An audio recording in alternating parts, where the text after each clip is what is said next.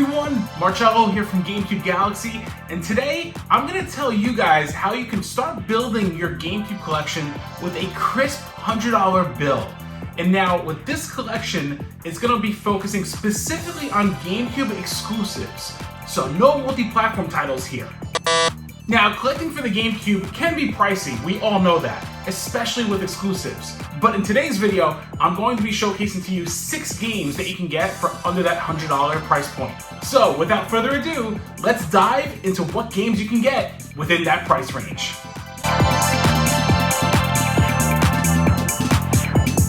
So all the prices you're going to hear about today are all based on Price Charting's current values at the time of this recording, which is actually on June 12th. At the same token, they should be closely within that ballpark range by the time this video launches. At least, I hope it is. So every game I'm going to mention is under the $25 price point. That is the criteria I set when creating this list. So that makes it slightly more challenging, but at the same token, shows you that it's very possible. So the first title is going to be NBA Courtside 2002. NBA Courtside 2002 is a sim-like basketball game, unlike arcade-style games like NBA Street, which I love. I have to say, for a sim-style basketball game, Courtside does a lot right. This series did start on the N64 with 2 installments on there, followed by a Game Boy Color installment, and Courtside 2002 is the last we ever saw of the series. This was an interesting time for Nintendo. I love the fact that they explored doing sim-like sports games. Back on the 64 and Super Nintendo, they had Ken Griffey Jr.'s baseball. And with the 64 and the GameCube, they did Courtside. And honestly, I think it was a really cool idea for them to dive into this genre. It's just a shame that they've kind of just stopped. NBA Courtside 2002 is currently valued at $5.41. So at that price range, it's kind of a no-brainer to get an exclusive sports title for the GameCube.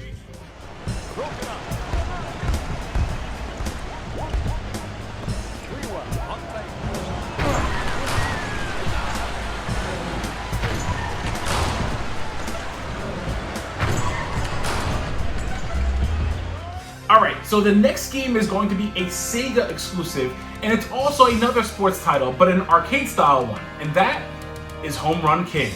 Home Run King is a fantastic baseball game that is honestly just a blast to fire up for quick pick-up and play sessions. The game has a full-fledged season mode, lets you create your own characters. I've talked about this one before in an exclusives episode last year, and I had a hard time putting this one down. And when I was coming up with this list, this was one of the games that came to mind immediately because of how cheap it is and how quality the game is itself. And while Courtside was the first thing I mentioned as a sim-like sports game, like I said, Home Run King is an arcade-style sports game. Home Run King is currently valued at $10 flat. I cannot stress enough how great this baseball game is, and if you haven't picked this up yet, or if you're looking for an arcade-style baseball game that's on the cheaper side, Home Run King is a must-own for the GameCube. 2 outs. Number 4, Robin Ventura.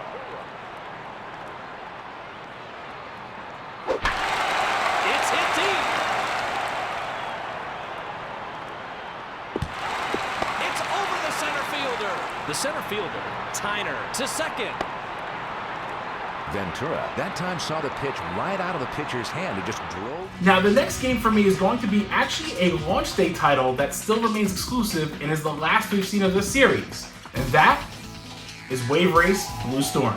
Wave Race Blue Storm is the continuation to the excellent Wave Race 64, and this is a game that I've invested a ton of hours into.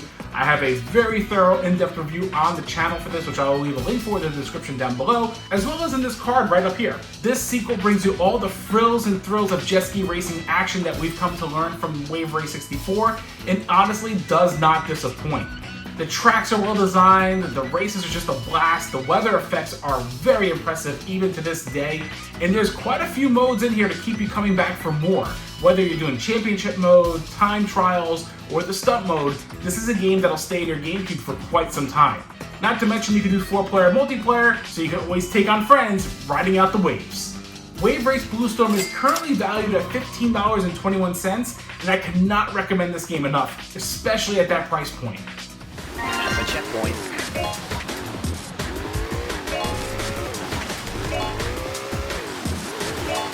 Checkpoint clear.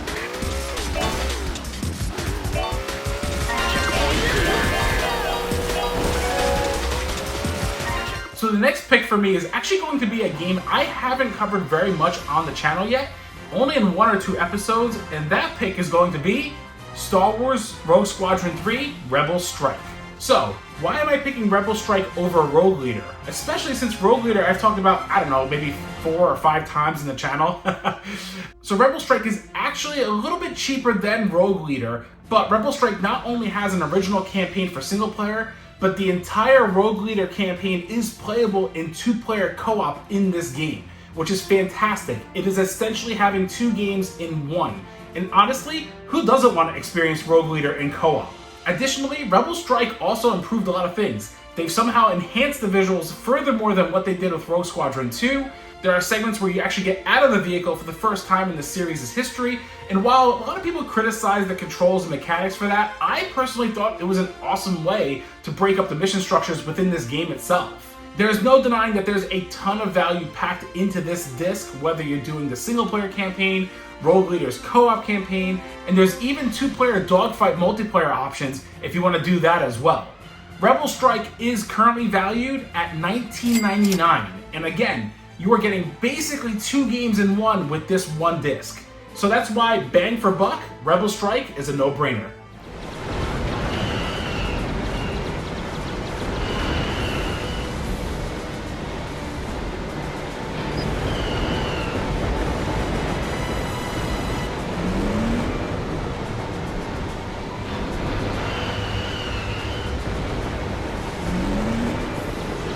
So next up is an extreme sports racing title that I absolutely love on this console, and it's heavily underappreciated.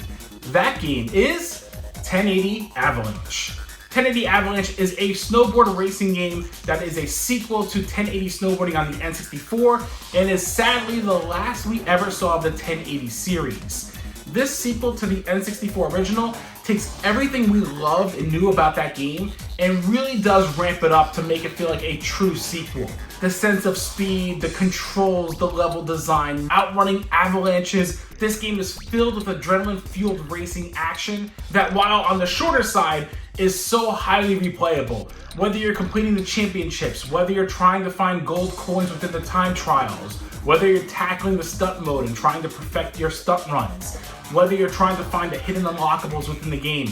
Again, it's on the shorter side, but you will constantly come back to it for more every time you can. And while one of my favorite games of all time is SSX3, another fantastic masterpiece of a snowboarding game, 1080 Avalanche is a game that I can never stress enough to people that they have to play. This game is currently valued at $22.29. You can still probably find it cheaper than that though, to be very honest. Method 360. Indiano Trail 360.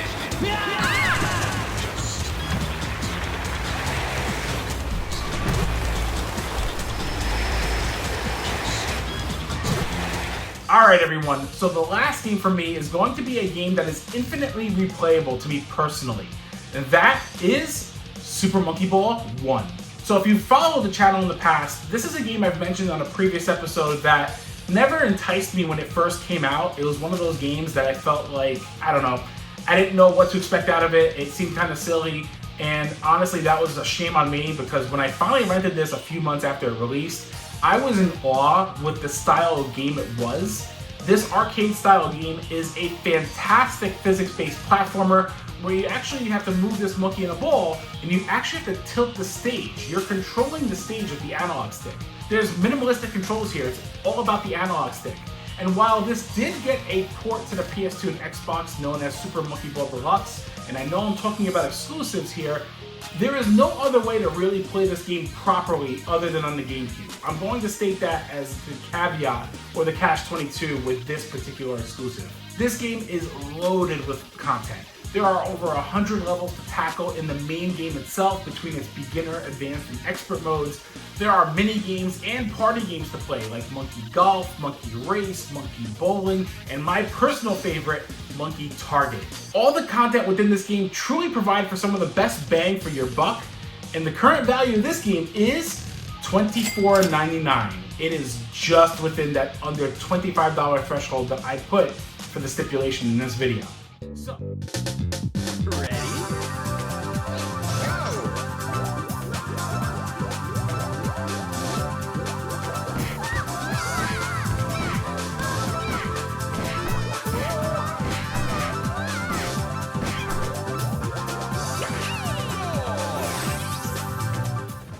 So we discussed 6 games that are within under $25 a piece out of this collection. All of that equates to $97.89, staying a few dollars under the $100 price limit I set. Now, there are still numerous GameCube games I can recommend that you can still build your collection within another $100 bill.